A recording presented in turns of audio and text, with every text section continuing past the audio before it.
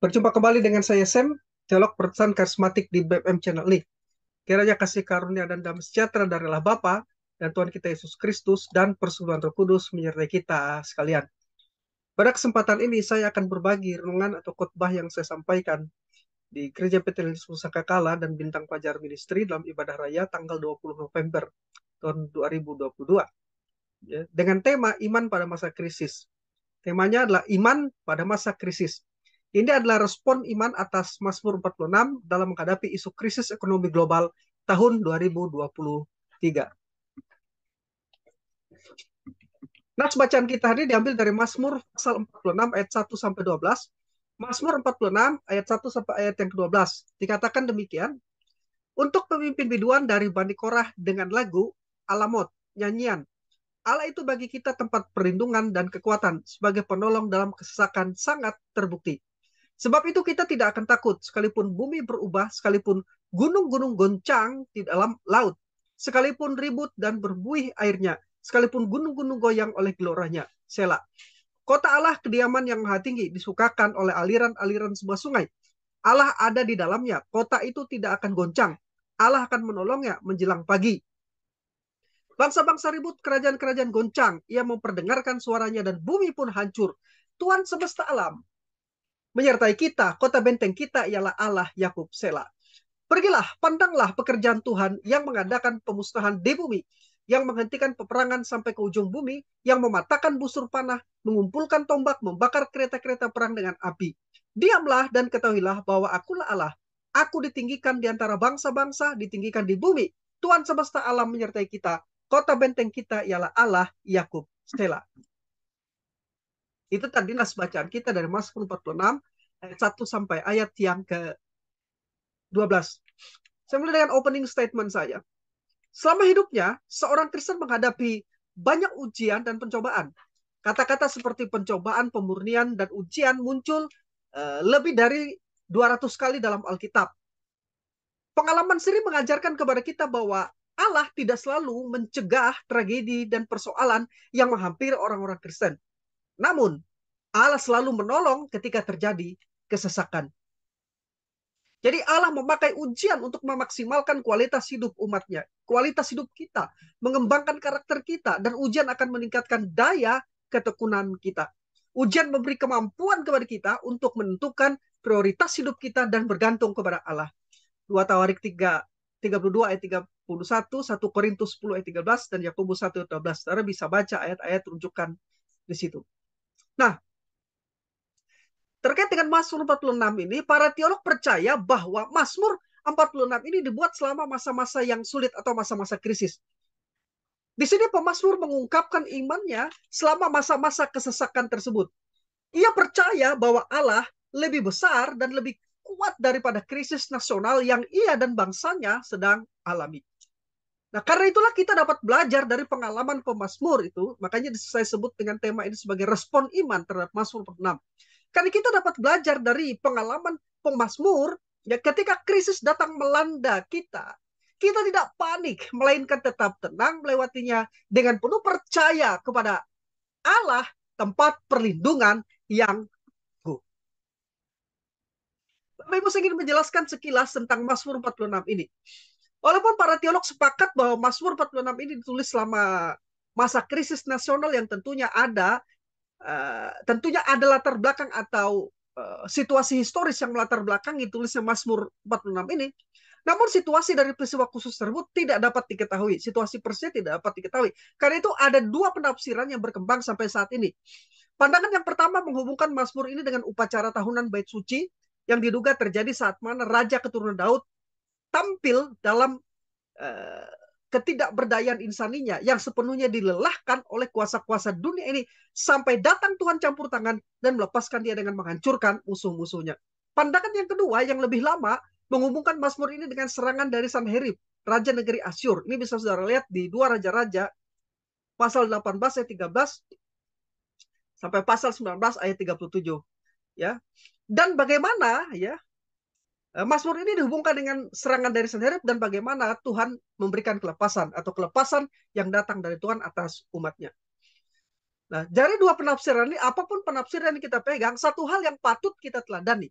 ada satu hal yang patut kita teladani di sinilah pemazmur mengungkapkan imannya selama masa-masa kesesakan tersebut. Jadi di dalam mazmur apapun pilihan dari pandangan atau penafsiran yang terpegang dari dua tadi, apapun penafsiran kita, satu hal yang patut kita teladani adalah bahwa di sini pemazmur mengungkapkan imannya selama masa-masa kesesakan, dan ini dapat kita teladani, dapat kita contoh dalam menghadapi prediksi masa krisis atau resesi di tahun 2023 mendatang.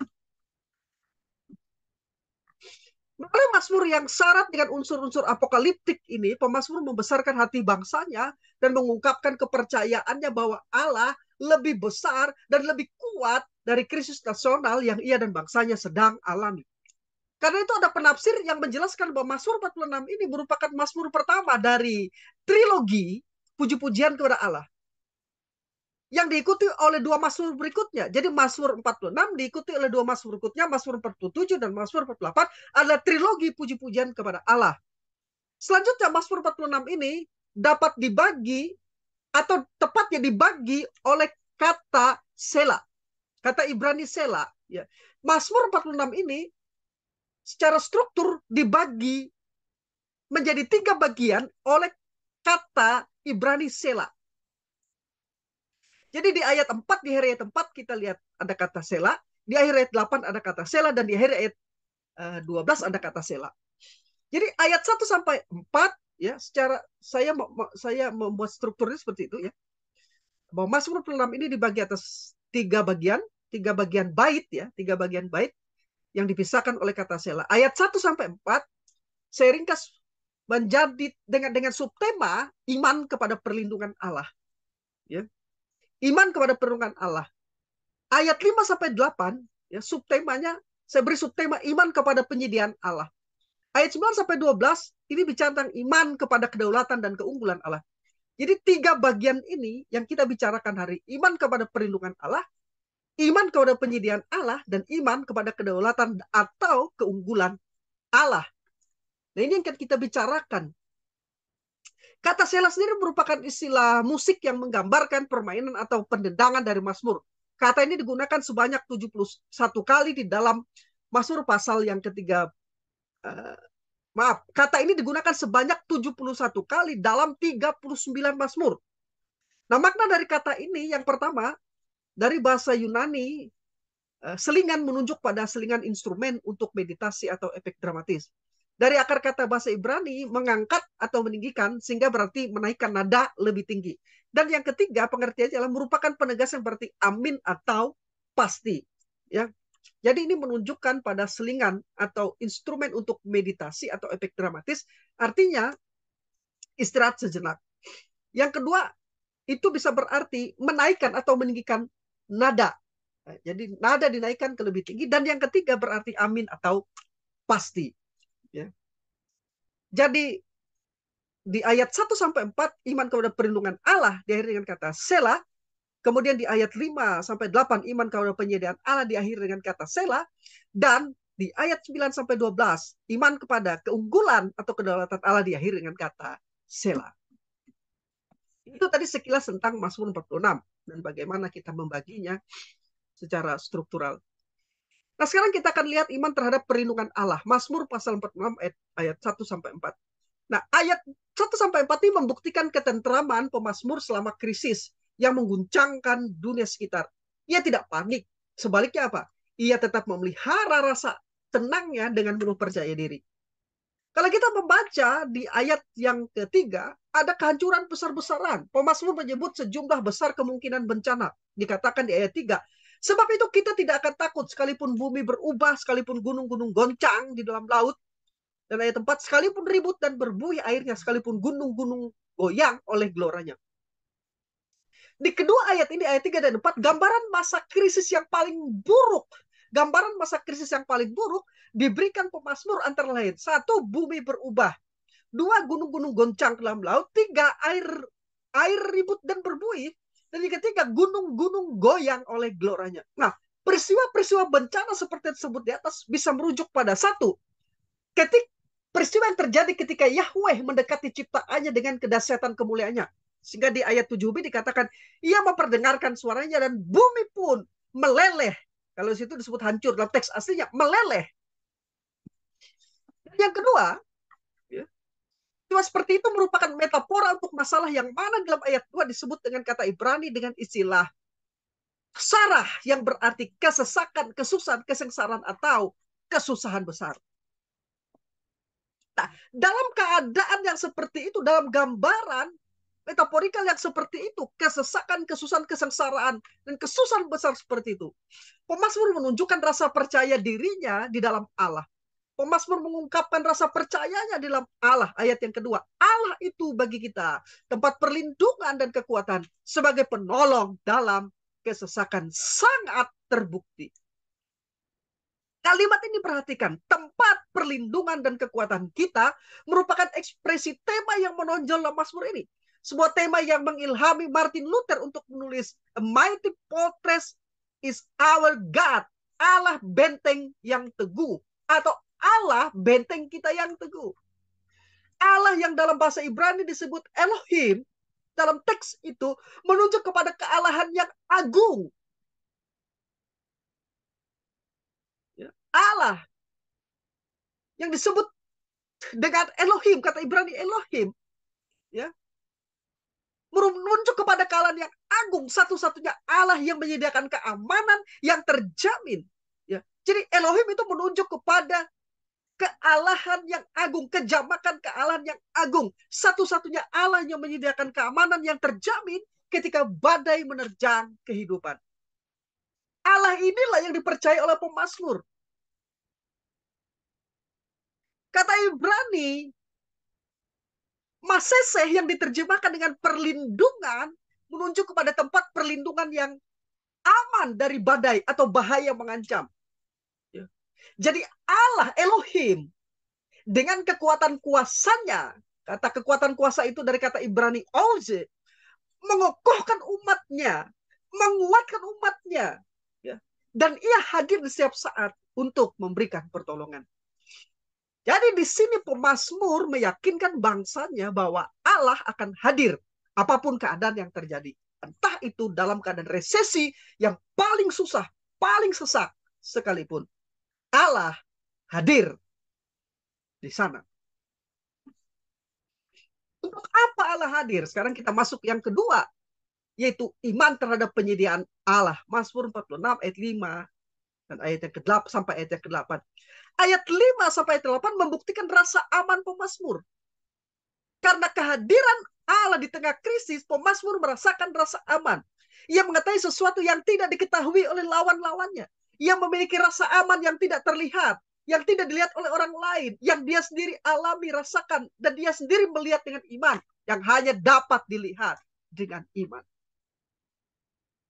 Perasa aliran-aliran sebuah sungai di ayat 5 kemungkinan besar mengacu kepada sebuah terowongan yang digali pada masa Hizkia untuk mengalirkan air dari mata air Gibeon menuju tempat penampungan air di dalam kota Yerusalem. Pemazmur di ayat 5 ini mungkin mengacu kepada fakta ini. Nah, musuh-musuh mereka tidak tahu bahwa para penduduk Yerusalem tidak pernah kekurangan pasokan air. Umat Allah mendapatkan persediaan yang tidak dikenali oleh dunia yang belum ditebus. Jadi kontras dengan air yang goncang, maka ada sungai Allah yang memberikan kehidupan bagi Yerusalem. Allah memenuhi kebutuhan umatnya dengan penyediaan yang menakjubkan. Nah, selain aliran-aliran sebuah sungai di ayat 5, di ayat yang 5 juga kita membaca ada kota Allah yang maha tinggi. Kata Allah yang maha tinggi di situ adalah El Elyon. Jadi pemazmur ketika mengatakan kota Allah yang maha tinggi, ia menyadari bahwa Yerusalem adalah kota yang tak terkalahkan. Kota ini berkali-kali direbut oleh musuh. Akhirnya dalam gambaran apokaliptik pertempuran terakhir dari segala zaman, pemazmur menyatakan keyakinannya bahwa kelepasan bersifat pasti, sebab Yahweh Sabaoth, Tuhan semesta alam, menyertai kita. Saudara bisa lihat di ayat 8 sampai ayat 11. Allah tidak hanya menyatakan dia sebagai El Elyon, Allah yang maha tinggi, tetapi juga menyatakan dirinya sebagai Yahweh Sabaoth, Tuhan semesta alam. Iman terhadap penyediaan Allah ini yang memberikan rasa aman kepada pemazmur. Sekarang yang ketiga, perlindungan terhadap keunggulan Allah atau kedaulatan Allah. Mazmur 46 ayat 11 sampai 12. Apapun krisis yang tengah dihadapi pemazmur, tampaknya sangat luar biasa, namun imannya mengarah hanya kepada Allah saja. Begitu dahsyat, begitu hebatnya krisis itu. Namun iman pemazmur tidak ditujukan, diarahkan kepada krisis yang dialami, tapi kepada Allah. Ia menghadapi, maksud saya, ia mendapati bahwa Allah lebih besar daripada krisis tersebut. Jadi krisisnya memang besar, krisisnya memang dahsyat. Dalam gambaran-gambaran apokaliptik yang telah saya jelaskan tadi di depan. Namun, pemazmur mendapati bahwa Allah lebih besar daripada krisis tersebut. Saya berharap kita juga berpikir seperti itu. Beriman seperti itu. Dalam menghadapi krisis yang besar, di masa-masa yang sulit, masa-masa sukar, ingat, Allah lebih besar dari keadaan situasi krisis, resesi yang sedang atau yang akan kita hadapi. Kita melihat di sini pertunjukan kuasa Allah di ayat 9 sampai 10. Pemazmur memperhatikan kuasa Allah atas lawan-lawannya. Dikatakan Allah mematahkan busur panah, menumpulkan tombak, membakar kereta perang dengan api. Adegan dramatis ini menunjukkan apa? Menunjukkan salah satu kebesaran Allah atas bangsa-bangsa. Hasil pertempuran dalam apokaliptik ini dapat diprediksi pada akhir zaman nanti. Allah sebagai pemenang dan mengakhiri peperangan. Karena itu pemazmur di ayat 11 meminta, menyerukan para pembaca mazmur ini untuk berdiam dan merenung. Merenungkan kehidupan secara serius akan membawa kesadaran akan Allah. Ini mengandung gagasan tentang menahan diri dari perjuangan yang sia-sia akibat dari kurangnya kepercayaan kepada Allah. Jadi kita perlu merenung, perlu berdiam di hadapan Allah. Untuk apa? Untuk menahan diri dari perjuangan yang sia-sia. Bukan berarti di masa krisis kita tidak berjuang, kita tidak bekerja, kita tidak beraktivitas. Tapi segala sesuatu yang kita perjuangkan, apabila itu sia-sia dari kekurang percayaan kita kepada Allah, itu adalah hal yang sia-sia. Maka berdiam diri berarti kita menahan diri. Merenungkan berarti kita berdiam diri, menahan diri dari perjuangan yang sia-sia akibat kurang percaya kepada Allah. Ingat, Yesaya 30 ayat 13 menyatakan, dalam tinggal tenang dan percaya terletak kekuatanmu. Sekali lagi saya tidak mengatakan kita tidak harus berjuang keras, kita tidak harus berjuang sedemikian rupa. Tapi kalau perjuangan kita itu kita lakukan karena ketidakpercayaan kepada Allah, salahnya di sini. Maka kita perlu berdiam diri untuk merenungkan, karena dalam tinggal tenang dan percaya terletak kekuatan kita. Dan Allah akan memberikan jalan keluar kepada kita ketika kita diam dan mendengarkan Dia. Percayalah, ketika kita diam dan mendengarkan Dia, Allah berbicara. Dan kita akan lakukan apa yang Dia ingin kita lakukan. Ungkapan percaya diri pemazmur di ayat yang ke-12 jelas sekali mengungkapkan kepercayaannya di dalam Allah, bahwa Allah menyertai pada masa-masa sulit dan Ia akan menjadi tempat perlindungan yang terjamin. Saya percaya, sekalipun masa depan krisis dan kelam telah diprediksi, tapi kita harus percaya tempat perlindungan kita, Allah, itu terjamin. Ekonomi dunia dihadapkan oleh krisis dahsyat. Pernyataan ini sudah sering didengungkan oleh berbagai lembaga internasional. International Monetary Fund atau IMF atau Dana Moneter Internasional menegaskan prospek ekonomi global dalam tanda petik gelap, artinya sulit. Krisis, resesi, mengingat guncangan disebabkan oleh pandemi COVID-19 yang berkepanjangan. Kemudian apalagi ditambah serangan Rusia ke Ukraina dan bencana iklim di semua benua. Kita baru-baru ini dalam bulan-bulan ini mendengar ada banjir di mana-mana, tanah longsor, dan ada gempa. Hal itu bisa menjadi lebih buruk lagi. Akibatnya IMF memangkas proyeksi ekonomi global pada tahun depan, pada tahun 2023, menjadi 2,7 dari sebelumnya 2,9. Nah, kondisi gelap ekonomi dunia juga digaungkan oleh Presiden Joko Widodo, Menteri Keuangan Sri Mulyani, hingga Gubernur Bank Indonesia dalam berbagai atau di berbagai kesempatan. publik pun tentu bertanya-tanya terkait dengan peringatan dunia tentang gelapnya tahun 2023. Seorang ekonom terkenal di dunia yang dijuluki Mr. Kiamat, Noril Robini, memprediksi. Noril Robini adalah profesor, seorang ekonom dan profesor di New York University. Ya, dia memprediksi dunia tengah memasuki era baru krisis, stagflasi hebat yang belum ada sebelumnya. Jadi belum pernah terjadi. Dunia akan menghadapi masa krisis dimulai tahun depan, tahun 2023. Itu prediksi. Dan saudara tahu, ekonom ini ya, dia bukan seorang spiritual. Ya, tapi dia adalah seorang ekonom yang prediksinya akurat. Ya, dikatakan akurat, tajam, akurat. Jadi ketika dia memprediksi, hampir prediksinya itu hampir semuanya itu terjadi. Ya. Jadi dia memprediksi masa depan ekonomi global ini suram, gelap, dan banyak pakar-pakar ahli ekonomi lainnya juga menyatakan hal yang sama. Itu prediksi. Nah, kalau memang ada krisis, dampak apa yang terjadi khususnya di negara kita terutama? Tidak bicara negara lain, tapi di negara kita, di lingkungan kita, di sekitar kita. Paling tidak ada 4 dampak dari krisis ekonomi yang perlu kita tahu. Yang pertama, pada pemerintah. Resesi akan membawa dampak yang signifikan terhadap suatu pemerintah negara. Karena resesi dapat berpotensi untuk meningkatkan angka pengangguran. Jelas. Semasa COVID-19 saja, pengangguran itu jumlahnya banyak. Saudara bisa cari datanya, saudara lihat. Saya tidak bermain-main dengan data. Ya, saudara lihat, silakan saudara cari di Google, cari data-data resmi. Berapa banyak pengangguran akibat dampak dari COVID-19. Maka karena adanya angka pengangguran yang meningkat naik ini, pemerintah akan menghadapi banyak persoalan dari pengangguran itu sendiri. Daya beli masyarakat rendah, produk domestik bruto menurun, impor lebih besar daripada ekspor, dan banyak lainnya. Hal ini yang perlu diwaspadai oleh pemerintah Indonesia yang akan kita hadapi ke depan. Ini adalah PR, dalam tanda petik PR, pekerjaan rumah untuk pemerintah kita. Apabila krisis 2003 benar-benar terjadi dan dampaknya bagi pemerintahan kita. Ya. Nah, dampak yang kedua adalah dampak pada tenaga kerja. Tidak hanya berdampak pada pemerintah, resesi juga akan menjadi mimpi buruk bagi para pekerja atau buruh.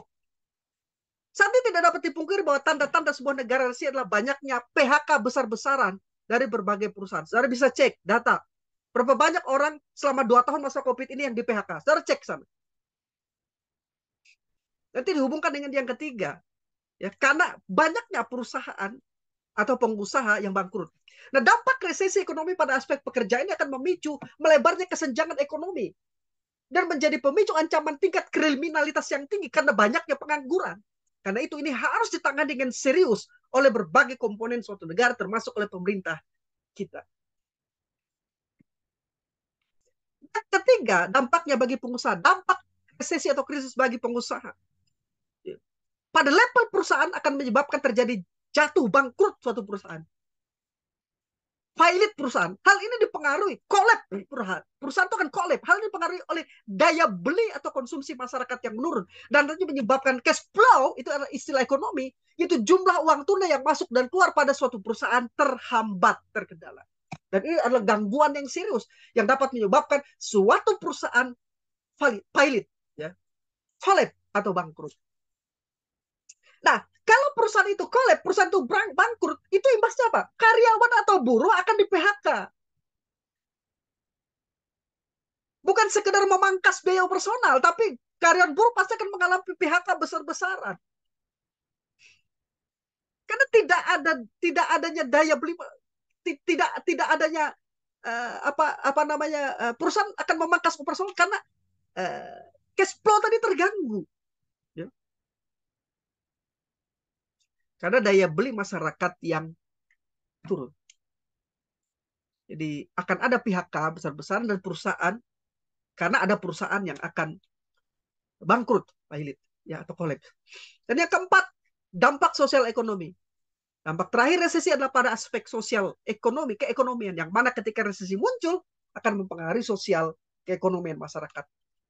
Ya, ekonomi masyarakat akan berpengaruh kepada keadaan sosial masyarakat. Hal dapat terindikasi banyak penduduk miskin, kriminalitas naik, anak putus sekolah, penurunan kualitas pendidikan, dan lain sebagainya. Pada aspek sosial, resesi memiliki pengaruh yang signifikan yang mengancam adanya bentrokan, gesekan pada masyarakat yang nanti jika dibiarkan dapat berakibat fatal. Jadi dampak krisis itu sebenarnya sangat luar biasa. Tapi ingin memberitahu kepada saudara, di saat kelam sekalipun, Allah tidak akan meninggalkan umatnya. Allah tidak akan meninggalkan kita yang percaya. Bagi dunia 2023 krisis, dan itu memang sudah diprediksi dan mungkin saja terjadi. Tapi bagi kita, pertolongan kita, Allah adalah tempat perlindungan yang terbukti sangat. Kota benteng yang kokoh, perlindungan yang aman, dan terbukti sangat, kata pemazmur. Saya ingin kasih contoh pertolongan Tuhan pada masa resesi paling kelam di Israel. Saudara bisa baca di 2 Raja-Raja pasal 6 sampai 2 Raja-Raja pasal 7 ayat 20. 2 Raja-Raja pasal 6 ayat 24 sampai 2 Raja-Raja pasal 7 ayat 20. Dikatakan begini, sesudah itu Ben-Hadad Raja Aram menghimpun seluruh tentaranya, lalu maju mengepung Samaria. Maka terjadilah kelaparan hebat di Samaria selama mereka mengepungnya. Sehingga sebuah kepala keledai berharga 80 sikal perak. Dan seperempat kap tahi merpati berharga 5 sikal perak. Bayangkan saudara, tahi merpati saja begitu mahalnya untuk menjadi makanan karena krisis masa yang paling kelam di Israel pada saat itu. Suatu kali ketika Raja Israel berjalan di atas tembok, datanglah seorang perempuan mengadukan halnya kepada Raja sambil berseru, tolonglah ya Tuanku Raja. Pasal 6 ayat 27 jawabnya, jika Tuhan tidak menolong engkau, dengan apakah aku dapat menolong engkau? Dengan hasil pengirikan kah atau hasil pemerasan anggur? Kemudian bertanyalah Raja kepadanya, ada apa? Jawab perempuan itu, perempuan ini berkata kepadaku, berilah anakmu laki-laki, supaya kita makan dia pada hari ini, dan besok akan kita makan anakmu laki-laki. Bayangkan krisis yang begitu hebat di Israel pada waktu sampai seorang ibu rela mengorbankan anak untuk menjadi bahan makanan. Ini pun tidak kita dengar, sekrisis apapun saat ini belum kita dengar yang seperti itu. Tapi zaman masa Israel pernah terjadi sekelam itu. Saya lanjutkan pembacaannya. Jadi kami memasak anakku dan memakan dia. Saudara bisa membayangkan krisis yang begitu lama.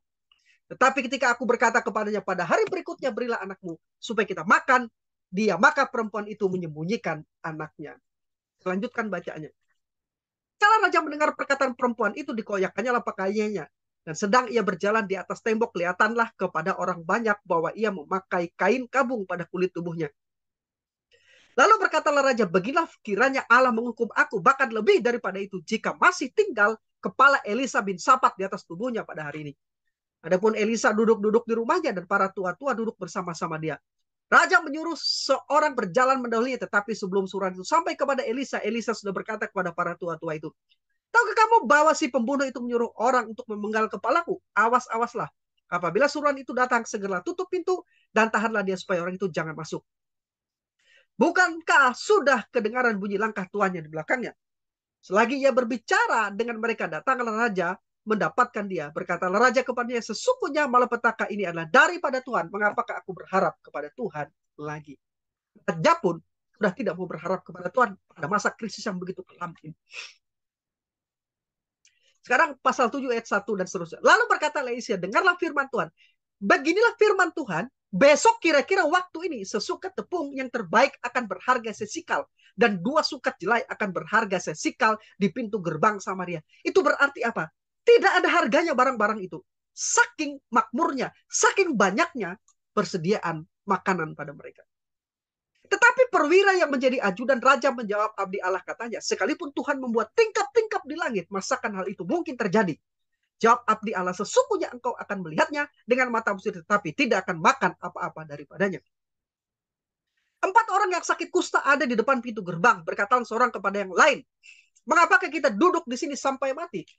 Jika kita berkata, baiklah kita masuk ke kota, padahal dalam kota ada kelaparan, kita akan mati di sana. Dan jika kita tinggal di sini, kita akan mati juga. Jadi sekarang marilah kita menyeberang ke perkemahan tentara Aram. Jika mereka membiarkan kita hidup, kita akan hidup. Dan jika mereka mematikan kita, kita akan mati. Lalu pada waktu senja bangkitlah mereka masuk ke tempat perkemahan orang Aram.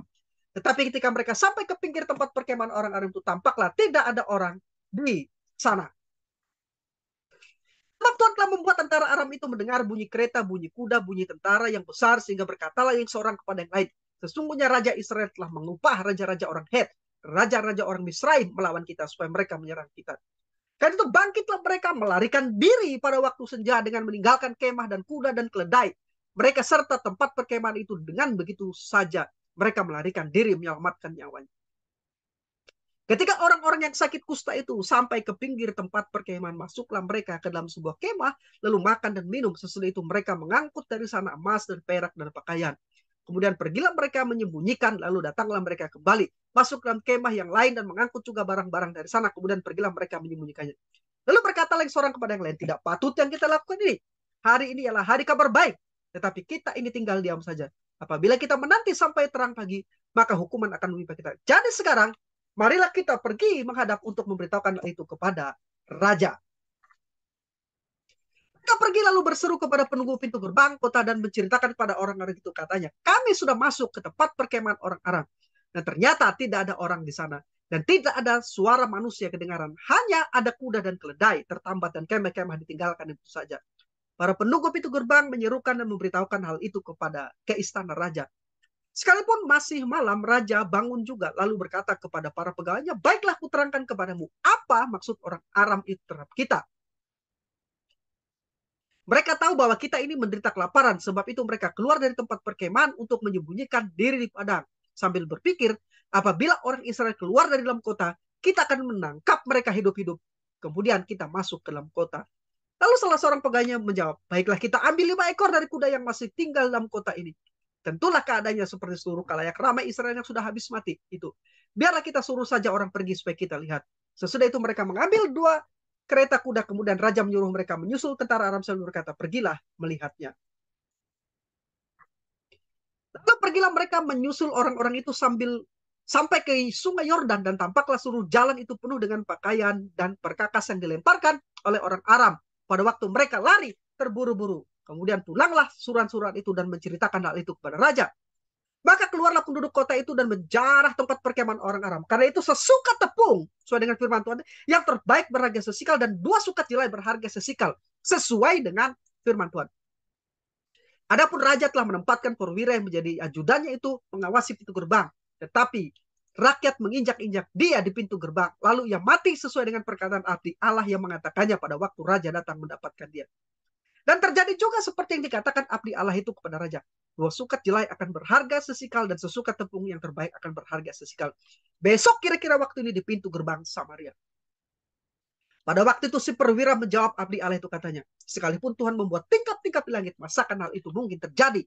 Tetapi Elisa berkata, sesungguhnya engkau akan melihat dengan matamu sendiri, tetapi tidak akan makan apa-apa darinya. Demikianlah terjadi kepada orang itu. Rakyat menginjak-injak dia di pintu gerbang, lalu matilah dia. Pada masa krisis seperti itu, saudaraku dikasih Tuhan,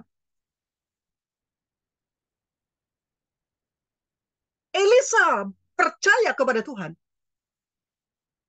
Dan dia mendapatkan firman Tuhan. Dan ketika dia menyampaikan firman Tuhan, raja tidak percaya. Tapi raja diam. Tapi beda dengan perwira yang percaya, yang tidak percaya, bahkan menyatakan ketidakpercayaan dan berbicara akibatnya apa. Ketika mujizat pertolongan Tuhan terjadi, perwira itu tidak mengalami pertolongan Tuhan. Dalam situasi yang paling sulit, saya ingin memberitahu kepada saudara. 1, saudara percaya kepada Allah. Dia tempat perlindungan yang teguh. Yang kedua, apabila saudara tidak percaya, saudara harus diam. Jangan berbicara apapun yang dapat mendorong atau membawa saudara kepada hal yang tidak berkenan di hadapan Tuhan. Di awal saya menjelaskan bahwa Allah tidak selalu mencegah terjadinya tragedi dan persoalan yang menghampiri orang-orang Kristen. Namun Allah selalu menyertai dan menolong ketika terjadi kesesakan, karena Ia Allah setia. Saya tidak tahu berapa lama lagi kita harus melalui masa-masa krisis ke depan. Krisis akibat COVID-19 sudah cukup. Pandemi COVID-19 cukup. Begitu menyesakkan kita. Saya tidak tahu berapa lama lagi. Dan berapa besar krisis depan. Namun satu hal pasti yang saya tahu, Alkitab mengatakan dalam Ibrani 13 ayat 5b sampai 6. Karena Allah telah berfirman, aku sekali-kali tidak akan membiarkan engkau. Aku sekali-kali tidak akan meninggalkan engkau. Sebab itu dengan yakin kita dapat berkata, Tuhan adalah penolongku. Aku tidak akan takut. Apakah yang dapat dilakukan manusia terhadap aku? Di dalam nas ini penulis kitab Ibrani mengingatkan bahwa meskipun kita yang hidup di dunia ini terbatas atau keadaan kita sangat berat, kita tidak perlu takut bahwa Allah akan membiarkan kita, bahkan meninggalkan kita. Tidak, Allah tidak akan membiarkan kita dan Allah tidak akan meninggalkan kita. Firman Tuhan yang kita baca dalam Ibrani 13 ayat 5b tersebut merupakan sebuah gema dari perjanjian lama yang penulis kitab Ibrani kutip secara tidak langsung dari Yosua 1 ayat 5, di mana Tuhan berjanji kepada Yosua demikian, seperti aku menyertai Musa, demikianlah aku akan menyertai engkau. Aku tidak akan membiarkan engkau dan tidak akan meninggalkan engkau. Jadi ada contoh dalam perjanjian lama, di dalam perjanjian baru dikutip bagi kita. Jadi kita dapat mengimani ayat-ayat tertentu secara pribadi dalam perjanjian lama untuk kita gunakan secara pribadi. Boleh, tidak ada larangan. Karena itulah tujuan Alkitab diberikan kepada kita. Jadi Alkitab tidak hanya kita pelajari historisnya, konteksnya, tetapi juga aplikasinya bagi kita, bagi saya dan bagi saudara. Bagaimana kitab suci Allah berbicara melalui Alkitab dan aplikasinya bagi kita itu penting. Ini yang kita sebut sebagai iman terhadap pernyataan-pernyataan Allah di dalam Alkitab. Ekspresi dari iman kita kepada Allah dapat kita ungkapkan dengan kata-kata profetik. Kita ucapkan kata-kata profetik untuk kita bahwa Allah adalah tempat perlindungan kita yang aman sangat terbukti.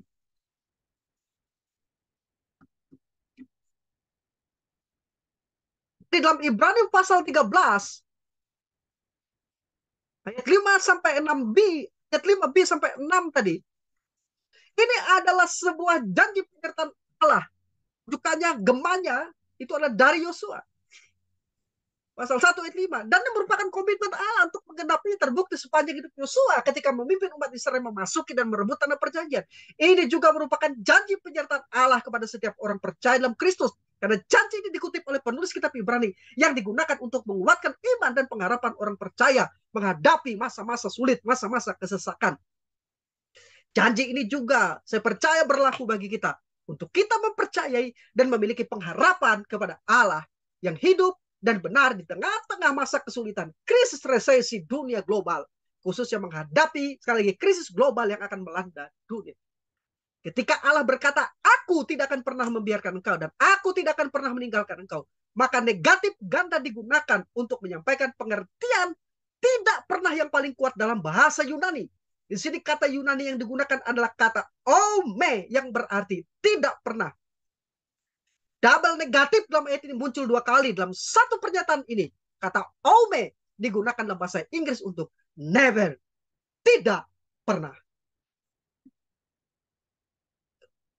Jadi frase lain untuk menunjukkan kekuatan dari apa yang Tuhan maksud dalam ayat ini demikian. Aku tidak akan dengan cara apapun mengecewakan engkau, atau melepaskan engkau, atau meninggalkan engkau tanpa dukungan. Aku tidak akan dalam tingkat manapun membiarkan engkau tidak berdaya dan tidak akan meninggalkan engkau atau melepaskan engkau atau tidak akan mengendurkan peganganku padamu. Pasti tidak akan pernah. Jadi ketika Tuhan mengatakan aku tidak akan pernah, maka hal itu merupakan pernyataan kepastian anugerahnya dan memberi kita keyakinan bahwa ia menjamin keselamatan kita dari awal sampai akhir. Ini juga berarti bahwa ketika kita di atas, ia bersama kita. Ketika kita di bawah, ia juga bersama kita. Ketika kita senang, ia bersama kita. Dan ketika kita sedih, ia ada bersama kita. Memberi kita penghiburan. Ketika kita kuat, ia bersama kita. Ketika kita lemah, ia ada untuk menguatkan kita. Ketika kita melakukan yang benar, ia ada bersama kita. Dan ketika kita gagal, ia masih tetap ada bersama kita. Untuk menolong kita bangkit dan bangun kembali. Itulah artinya ketika Tuhan berkata bahwa ia tidak akan pernah membiarkan kita atau tidak akan pernah meninggalkan kita. Ketika Tuhan mengatakan sekali-kali tidak akan pernah, maka artinya sekali saja pun ia memang tidak akan pernah. Dan saya terlalu percaya Tuhan tidak pernah berdusta. Dan Tuhan tidak akan berdusta. Dia pasti menepati janjinya. Haleluya. Amin. Closing statement saya. Kita akan segera meninggalkan tahun 2022 dan akan memasuki tahun 2023. Diprediksi tahun 2023 adalah tahun yang kelam bagi dunia. Seperti sudah saya jelaskan ke depan, karena resesi lebih hebat akan terjadi dibanding resesi yang pernah terjadi sebelumnya, khususnya di tahun 2008. Walaupun resesi merupakan hal yang wajar, namun dampaknya pasti sangat terasa bagi masyarakat luas. Masa-masa yang kita sedang dan akan lalui saat ini adalah masa yang sulit. Keadaan dunia saat ini persis sama seperti yang terdapat dalam gambaran apokaliptik Mazmur 46. Bangsa-bangsa ribut, kerajaan-kerajaan guncang, jumlah persenjataan semakin meningkat, dan setiap saat dapat terjadi peperangan pertempuran. Ditambah lagi dengan gambaran mengenai bencana alam yang bersifat global. Dan faktanya sedang terjadi di mana-mana. Jadi di tengah-tengah keadaan tersebut kita harus mendengar apa yang dikatakan Tuhan kepada umatnya. Diamlah dan ketahuilah bahwa akulah Allah. Mazmur 46 ayat 11.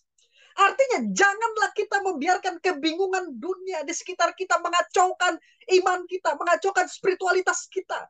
Betapapun besar tekanan yang timbul, kita harus tetap tenang. Sehingga memungkinkan kita untuk mendengar apa yang dikatakan Tuhan dalam firman-Nya. Yesaya 30 ayat 13 Tuhan berbicara demikian.